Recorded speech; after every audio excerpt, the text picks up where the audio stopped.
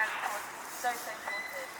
And as someone who's part of the Sudanese diaspora, it's heart-wrenching. Every day you're wondering when you're going to get that call that someone in your family has passed away.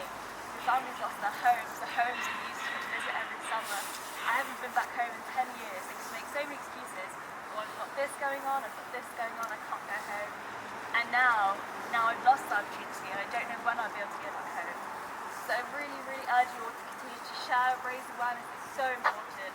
There's such a lack of awareness of what's happening in Sudan, but there's so much out there. Reporting it's just not out there. And it is so great that everyone is here today. And if, like everyone said before, you can bring someone with you next time, please do. It's horrible what's happening. It's horrible hearing the stories. It's horrible knowing that you don't know if your family's going to be safe the next day. You don't know if you're going to wake up and the family's gone. And you know, yesterday, like everyone said, it was wonderful seeing how much solidarity there was in the Palestine March. It was beautiful. And I really, really want the Arab world and the Western world to understand how important it is to advocate for Sudan as well.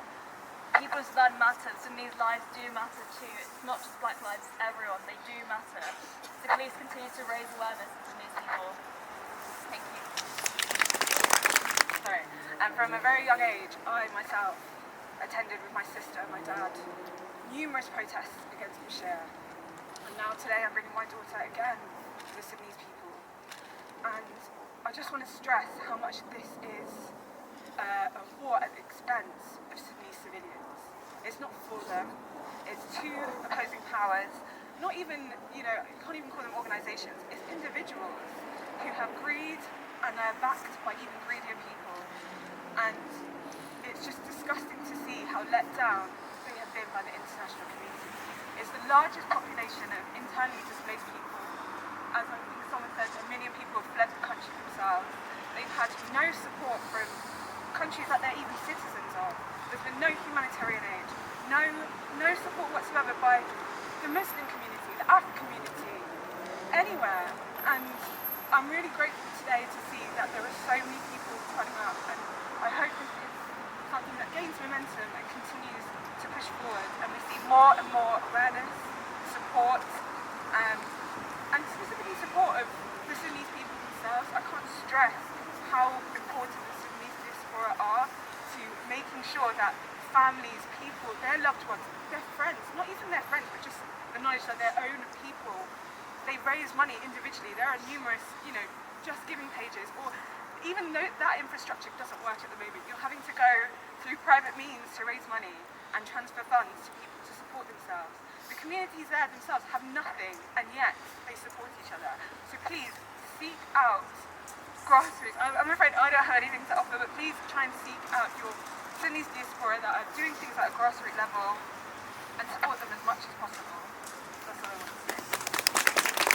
RSF shoots, UAE pays. How many kids did you kill today? RSF shoots, UAE pays. How many kids did you kill today? UAE, you will see. All Sudan will be free.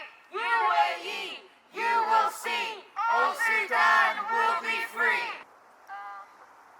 The list of people onto my profile, so you can see Sudanese people. Assalamu alaikum. I'm here today.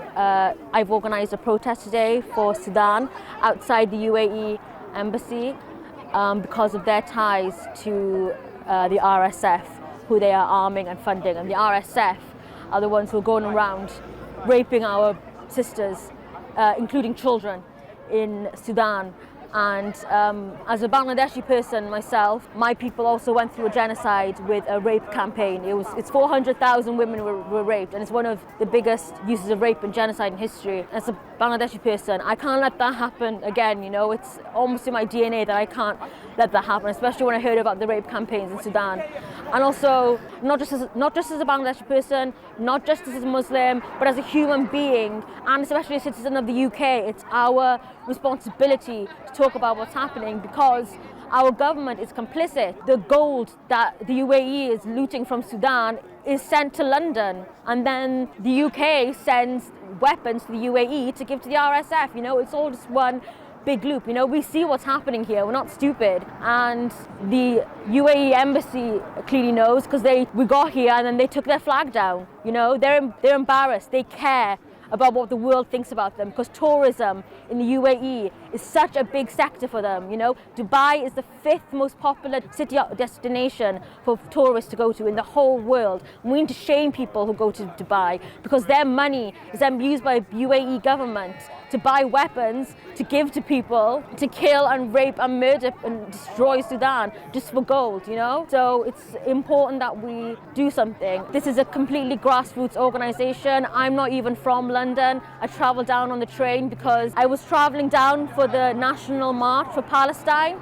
So I thought the next day I'll go and film myself yelling at the embassy. But then I figured I may as well invite some people, and alhamdulillah, people have answered the call. And inshallah, we can do this now every Sunday for Sudan, because we're out every Saturday for Palestine, and we should also be out every Sunday for our brothers and sisters in Sudan as well.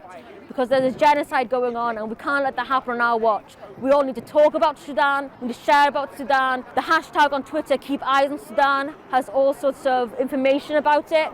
And my pinned tweet on my profile has all the Sudanese people who talk about it, who are reporting from the ground and risking their lives, in fact, to report about the atrocities happening in Sudan. So please follow them, please listen to Sudanese voices, please talk about Sudan with as many people as you can.